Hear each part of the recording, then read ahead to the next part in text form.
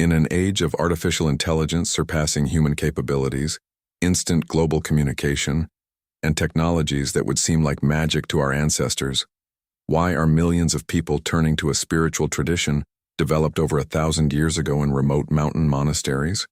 The paradox deepens when we realize that Tibetan Buddhism, with its emphasis on meditation, renunciation, and ancient rituals, is experiencing unprecedented growth precisely as humanity reaches its technological zenith. Yet this apparent contradiction dissolves when we understand that the very conditions making modern life so complex are exactly the conditions that reveal Buddhism's profound relevance. If you're sensing that ancient wisdom holds keys to contemporary challenges, subscribe now and activate notifications to explore how Tibetan Buddhist teachings illuminate the path through our increasingly complex world. The year 2026 marks a unique convergence where the timeless insights of Tibetan Buddhism align perfectly with humanity's most pressing needs. As we navigate the Firehorse year with its intense transformative energies, the very qualities that characterize our current era, acceleration, uncertainty, technological disruption, and existential questioning, create optimal conditions for recognizing what Buddhism has offered all along.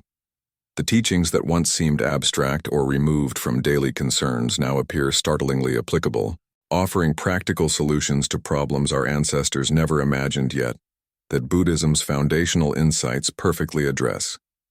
Consider the fundamental Buddhist teaching on suffering, or dukkha. The Buddha's first noble truth states that existence inherently involves dissatisfaction, unsatisfactoriness, and suffering. When this teaching emerged 2,500 years ago in ancient India, it addressed the obvious sufferings of sickness, aging, death, and separation from loved ones. Fast forward to 2026, and we encounter entirely new forms of suffering that the historical Buddha never explicitly mentioned, yet his teaching encompasses them perfectly. Digital addiction, social media anxiety, information overload, climate grief, technological unemployment, artificial intelligence, existential risk, and pandemic trauma all represent distinctly contemporary sufferings. Yet each arises from the same root causes Buddhism identified millennia ago: craving, aversion, and ignorance regarding reality's true nature. The compulsive checking of phones and social media notifications demonstrates craving in its purest form. We grasp at the fleeting pleasure of likes, comments, and messages, never satisfied, always seeking the next hit of dopamine that digital engagement provides. This behavior differs not at all in its essential nature from what Buddhist texts describe as thirst, or tanha, the desperate grasping that keeps beings trapped in cycles of suffering. The technology is new, but the underlying mental pattern is ancient. Tibetan Buddhism's sophisticated analysis of craving, combined with meditation practices specifically designed to free consciousness from compulsive patterns, offers exactly what struggling digital citizens need. This is not coincidental application of old wisdom to new problems, but rather recognition that the wisdom was always addressing the fundamental structure of human suffering, regardless of its particular manifestations. Similarly, the information overwhelm characterizing 2026 life reflects what Buddhism calls mental proliferation, or prapancha. The untrained mind naturally elaborates, spinning endless narratives, comparisons, judgments, and fantasies around every experience. In previous eras, this proliferation had limited raw material to work with. Now, with constant news feeds, social media streams, messaging platforms, and entertainment options providing unlimited stimulation, mental proliferation runs rampant, creating exhaustion, anxiety, and the inability to rest in simple presence. The Tibetan Buddhist practice of shamatha, calm abiding meditation, directly addresses this exact problem. By training attention to rest on a single object without following the mind's proliferating tendencies, shamatha gradually pacifies mental chaos. What once seemed merely a spiritual exercise now appears as essential mental hygiene for surviving the information age with sanity and tact. The climate crisis and environmental destruction plaguing 2026 reveal another dimension of Buddhism's relevance. Tibetan Buddhist philosophy has always taught the profound interconnection of all phenomena, through dependent origination. Nothing exists independently or in isolation. Every action creates ripples affecting the entire web of existence. For generations, this teaching remained somewhat abstract for most practitioners, illustrated through philosophical examples and meditation experiences. Now, climate change makes interdependence undeniably concrete. Carbon emissions in one country create droughts and floods on opposite sides of the planet. Plastic waste in one location appears in the bodies of creatures throughout the food chain. The extinction of one species cascades through ecosystems affecting countless others. Interdependence is no longer philosophical theory but daily news. This visceral recognition of interconnection creates unprecedented receptivity to Buddhism's core insights. When people experientially understand that individual actions affect collective outcomes, the bodhisattva ideal of seeking enlightenment for the benefit of all beings transforms from religious sentiment to practical necessity. We realize that we cannot be truly well while the systems within which we're embedded remain sick. This realization naturally leads toward the compassion and wisdom cultivation that Tibetan Buddhism has always taught, but now with urgent practical motivation rather than merely spiritual aspiration. The practices of Tonglen, taking and sending, where we visualize taking in others' suffering and sending out relief, no longer seem like abstract compassion training, but rather essential preparation for the kind of consciousness needed to address collective challenges. Take a moment to consider how these teachings are already active in your life. Have you noticed the suffering that comes from digital craving or information overload? Can you see the interconnection between your choices and broader consequences? If these insights are resonating, like this video to help others discover these timeless truths when they need them most. The rise of artificial intelligence presents particularly interesting terrain for Buddhist relevance. As machines develop capabilities once considered uniquely human, deep questions arise about consciousness, identity, and what makes human existence meaningful. These are precisely the questions Buddhist philosophy has explored with unmatched sophistication for over 2 millennia. The teaching of anatta, or non-self, which states that there is no permanent, independent, unchanging self to be found anywhere in the body-mind complex, directly addresses current debates about consciousness and identity. If humans have no findable self, does artificial intelligence's lack of self make it fundamentally different from us or strangely similar? Buddhism's analysis doesn't provide simple answers, but offers a framework far more sophisticated than the dualistic assumptions underlying most current AI ethics discussions. Moreover, as automation potentially displaces human labor on unprecedented scales, Buddhist teachings on the nature of meaningful existence become urgently relevant. If identity and purpose have been primarily derived from occupation and productivity, what happens when machines perform most productive functions more efficiently than humans? Buddhism has always taught that true meaning comes not from external accomplishments or roles, but from inner development, from cultivating wisdom and compassion, from awakening to reality's nature. This teaching, often dismissed in work-obsessed cultures as impractical escapism, suddenly appears as the most practical orientation possible for navigating a future where traditional work may not anchor human identity and purpose. The psychological sophistication of Tibetan Buddhism proves increasingly valuable as mental health challenges intensify in 2026. Depression, anxiety, addiction, and trauma affect unprecedented numbers globally, yet mainstream approaches often prove inadequate for addressing these conditions at their roots.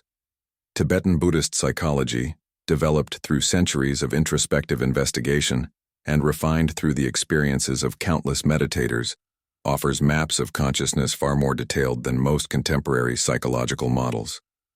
The understanding of how thoughts, emotions, and consciousness itself function, the recognition of subtle mental factors that condition experience, and the practical techniques for transforming afflictive patterns into wisdom, all provide resources that complement and often surpass conventional therapeutic approaches.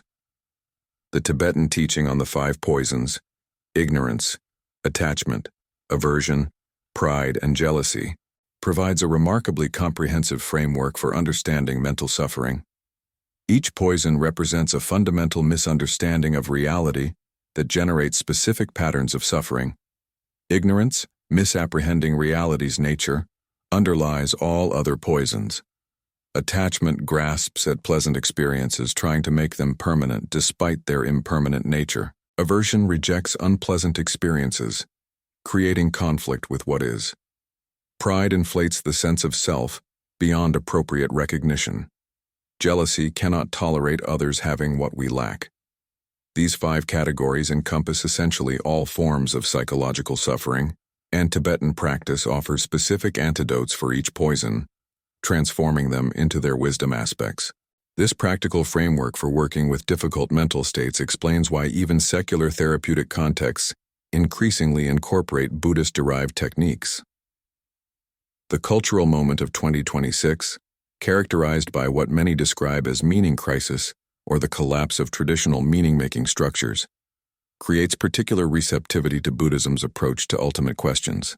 As conventional religious frameworks lose influence for many people, as political ideologies prove inadequate for addressing complex global challenges, as consumerism fails to deliver the satisfaction it promises, people seek philosophies that offer both intellectual rigor and experiential verification. Tibetan Buddhism uniquely satisfies both requirements. Its philosophical sophistication rivals any academic tradition, with logical analyses of consciousness, causality, and reality's nature that withstand intense scrutiny. Yet it never remains merely theoretical, always emphasizing direct experience through meditation practice as the ultimate verification of philosophical assertions. This combination of intellectual depth and experiential practice explains Buddhism's particular appeal to contemporary educated audiences. People exhausted by dogmatic claims that must be accepted on faith alone appreciate Buddhism's emphasis on investigation and personal verification. The Buddha's famous teaching to the Kalamas explicitly encourages this approach, urging followers not to accept teachings based on tradition, scripture, or teacher authority alone, but rather to investigate through personal experience whether teachings lead to benefit or harm, wisdom or confusion. This empirical orientation resonates powerfully in a scientifically minded age, making Tibetan Buddhism accessible to those who might reject more faith-based religious approaches. The scientific validation of meditation practices further enhances Buddhism's contemporary relevance.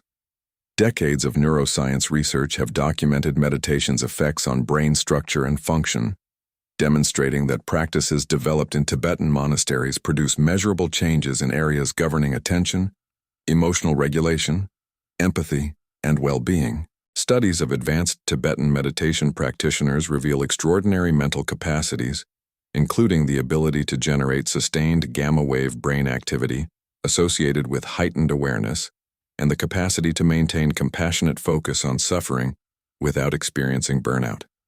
These findings transform meditation from religious practice into evidence-based intervention, making it accessible and attractive to secular audiences, while validating what Tibetan practitioners have known through direct experience for centuries. The Tibetan Buddhist emphasis on teacher-student relationships addresses another contemporary need, as people navigate information abundance without sufficient guidance for discerning wisdom from distraction. The guru-disciple relationship in Tibetan tradition provides structured mentorship that accelerates development while protecting against the countless dead ends and detours that solitary seekers inevitably encounter. In 2026, when everyone can access vast information through digital devices but few possess the wisdom to navigate that information skillfully, the proven tradition of lineage transmission and qualified guidance becomes increasingly valuable. This doesn't mean blindly following teachers, which Buddhism explicitly warns against, but rather engaging in accountable relationships with those who have traveled further along paths we wish to traverse. The ritual and ceremonial aspects of Tibetan Buddhism, which might seem most outdated in our technological age, actually address deep human needs that modernity has neglected. The elaborate visualizations, symbolic gestures, mantra recitations, and offering practices engage consciousness in ways that purely intellectual or minimalist approaches cannot. Human beings are not merely thinking machines, but embodied creatures whose psychological and spiritual health requires engagement of imagination, emotion, physicality, and aesthetic sense. Tibetan practices activate all these dimensions simultaneously, creating rich experiential contexts for transformation.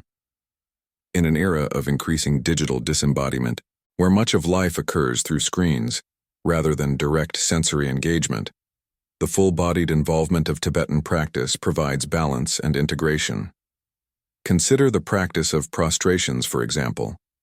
On the surface, the act of repeatedly bowing full length to the ground might seem like mere ritualistic repetition with no modern relevance. Yet, practitioners report that prostrations integrate body, speech, and mind in profound ways. Physically, they provide exercise and cultivate humility by literally lowering oneself. Verbally, they're accompanied by refugee prayers that articulate commitment and aspiration. Mentally, they involve visualization of Buddhas and Bodhisattvas while reflecting on the qualities one seeks to develop. This multidimensional engagement creates transformation far exceeding what intellectual study alone provides. In 2026, as people increasingly recognize the limitations of purely cognitive approaches and seek practices engaging the whole person, traditional methods like prostrations reveal their continued relevance. The Vajrayana path, the tantric approach characteristic of Tibetan Buddhism, offers particular relevance for contemporary practitioners. Rather than viewing spiritual development as gradual purification through progressive stages, Vajrayana employs the principle of taking the result as the path. This means practicing from the perspective of already being enlightened, visualizing oneself as Buddha, recognizing all appearances as pure manifestations of wisdom, and engaging all experiences as opportunities for awakening. This approach proves especially suitable for householders living ordinary lives rather than monastic renunciates, as it doesn't require abandoning the world, but rather transforming one's relationship with worldly experiences. For people in 2026 managing careers, families, and complex responsibilities while seeking spiritual development, Vajrayana offers methods for integrating practice throughout daily life, rather than separating spiritual and worldly domains. The Tibetan understanding of bardo states resonates powerfully with contemporary experiences of transition and uncertainty. Traditionally, bardo refers to intermediate states between death and rebirth, but Tibetan teachers recognize bardo-like conditions throughout life whenever one phase ends and another begins. The entire contemporary era can be understood as a collective bardo, as old structures dissolve and new forms have not yet crystallized. The disorientation, anxiety, and opportunity characteristic of bardos match precisely what many experience in 2026's rapidly changing landscape. Tibetan teachings on navigating bardo successfully, maintaining awareness, recognizing appearances as mind's projections, and continually returning to spiritual practice and aspiration, provide practical guidance for navigating collective and personal transitions skillfully. The emphasis on death contemplation in Tibetan practice addresses what modern culture desperately avoids yet cannot escape. By systematically contemplating mortality, impermanence, and the uncertainty of death's timing, practitioners develop what Buddhism calls renunciation, not withdrawal from life, but recognition that conventional pursuits cannot provide lasting satisfaction.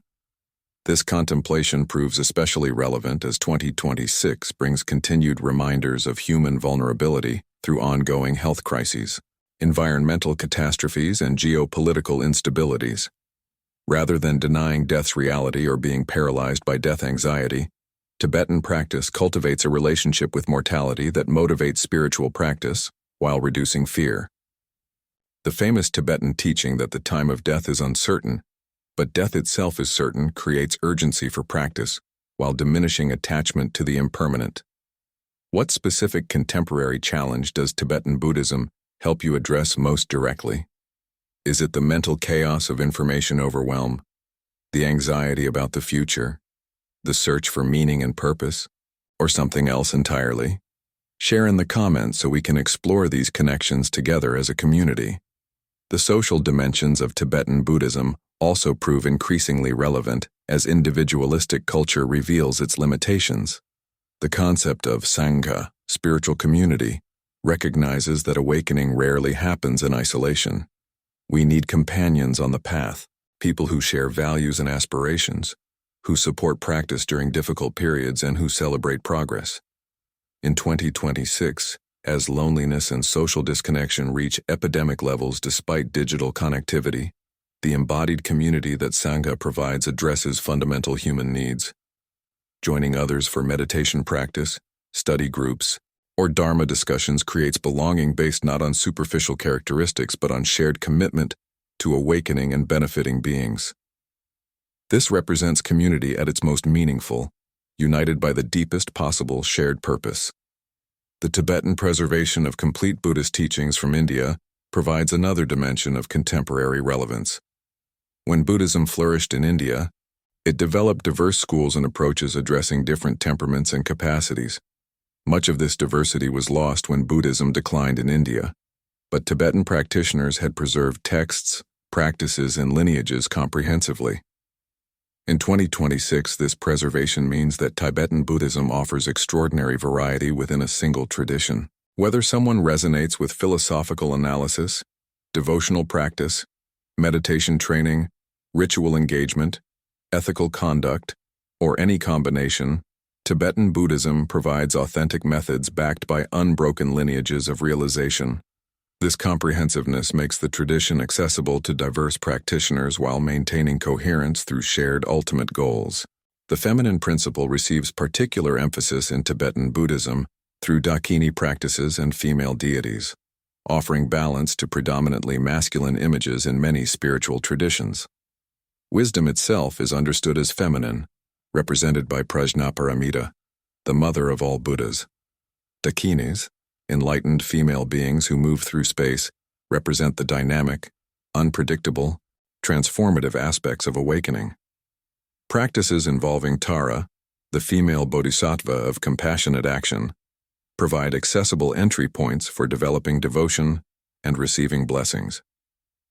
In 2026, as consciousness about gender balance and feminine wisdom grows, these aspects of Tibetan practice prove especially relevant and attractive to practitioners of all genders seeking more integrated spiritual paths. The sophistication of Tibetan views on consciousness and its relationship to physical reality increasingly resonates with cutting-edge physics and consciousness studies. The Buddhist understanding that consciousness is not produced by physical processes, but rather more fundamental than physicality, parallels interpretations of quantum mechanics, suggesting consciousness plays a role in collapsing wave functions. The teaching that all appearances are ultimately mental, not meaning they're imaginary, but that their mode of existence depends on mind, aligns with observer-dependent aspects of quantum reality. While we must avoid simplistic conflations of Buddhism and science, the convergences suggest that ancient contemplative investigations of consciousness accessed genuine truths about reality's nature that contemporary science is only beginning to articulate through different methods. The practical achievability of Buddhist goals within a single lifetime, especially emphasized in Vajrayana teachings, addresses contemporary impatience and desire for efficient methods. While traditional presentations often describe the bodhisattva path as requiring countless lifetimes of gradual development, Vajrayana claims that complete enlightenment can be achieved in one lifetime, or even within years through intensive practice and skillful methods. This claim resonates with contemporary audiences who value efficiency and rapid results. Yet Buddhism balances this promise with realism about the dedication required.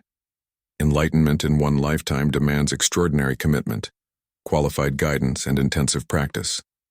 Still, even substantial progress toward awakening within years, rather than lifetimes, motivates contemporary practitioners to engage seriously, rather than viewing spiritual development as impossibly distant goal. The year 2026 specifically, with its firehorse configuration bringing accelerated transformation and heightened intensity, creates optimal conditions for recognizing Buddhism's relevance. Fire illuminates, burning away obscurations that normally hide reality's nature. The horse's dynamic energy propels practitioners past stuck patterns. Together, these astrological influences make this particular year especially conducive to spiritual breakthrough and recognition of truth. People who might have dismissed Buddhism as irrelevant or impractical in calmer years find themselves spontaneously drawn to its teachings as 2026's energies create inner stirrings and questions that only profound wisdom can address. The preservation of Tibetan Buddhism through decades of cultural destruction and diaspora demonstrates the teaching's resilience and value. Despite the catastrophic losses following the Chinese invasion of Tibet, the tradition has not only survived but flourished globally. This flourishing suggests that these teachings address fundamental human needs, transcending particular cultural contexts. The adaptation of Tibetan Buddhism to Western and global contexts, while maintaining essential authenticity, shows the tradition's flexibility and relevance across diverse settings. In 2026, as globalization creates increasingly multicultural societies, a tradition that successfully maintains authenticity while adapting to new contexts offers a model for how wisdom can be both preserved and evolved. The contemplative practices of Tibetan Buddhism provide perhaps their most obvious contemporary relevance as antidotes to the addiction epidemic. Whether addiction manifests through substances, behaviors, or digital engagement, the underlying patterns involve craving, compulsion, and the illusion that external substances or experiences can provide lasting satisfaction. Meditation practices develop precisely the capacities needed to interrupt addictive patterns. Awareness of craving as it arises, the ability to experience discomfort without immediately seeking relief, recognition of thoughts and urges as mental events rather than commands requiring obedience, and access to inner resources of contentment, not dependent on external conditions. Recovery programs increasingly incorporate Buddhist-derived practices like mindfulness and loving-kindness meditation, recognizing their effectiveness for addressing addiction at its psychological and spiritual roots. As we approach the conclusion of this exploration, recognize that Tibetan Buddhism's relevance in 2026 ultimately stems not from the tradition adapting itself to contemporary needs, but rather from contemporary conditions revealing what the tradition has always offered. The teachings have not changed to become relevant. Instead, conditions have evolved to the point where the teaching's relevance becomes undeniable. This distinction matters because it suggests that Buddhism addresses not merely contemporary problems, but the fundamental structure of human existence across all times and conditions. The particular forms of suffering change as technology and society evolve, but the root causes remain constant, and therefore the path to freedom remains equally constant. Your interest in these teachings is not coincidental. The karmic seeds of connection with Tibetan Buddhism, planted in previous lives or earlier in this life, are ripening now, during this auspicious firehorse year, when conditions favor spiritual awakening. Trust these stirrings. Investigate the tradition more deeply. Find qualified teachers and authentic communities. Commit to regular practice even when initial enthusiasm wanes. The path is long, but every step brings benefit. And the ultimate destination, complete awakening for the benefit of all beings, justifies whatever effort the journey requires.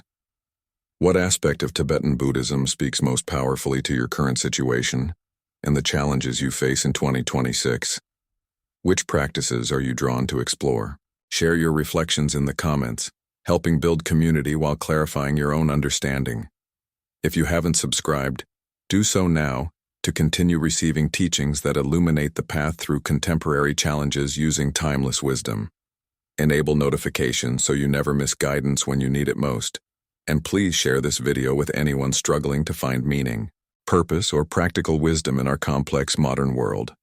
Together, practicing sincerely and supporting each other with compassion, we can demonstrate that ancient wisdom not only remains relevant but provides exactly what humanity most urgently needs. May whatever merit arises from contemplating these teachings benefit all beings throughout space and time. May Tibetan Buddhism continue flourishing, adapting to new contexts while preserving its essence, providing refuge and guidance for countless beings now and in future generations. May 2026 mark the year when you discovered or deepened your connection with this profound tradition, beginning or continuing a journey toward complete awakening that will benefit not only yourself, but all beings with whom your existence interconnects across the vast web of dependent origination.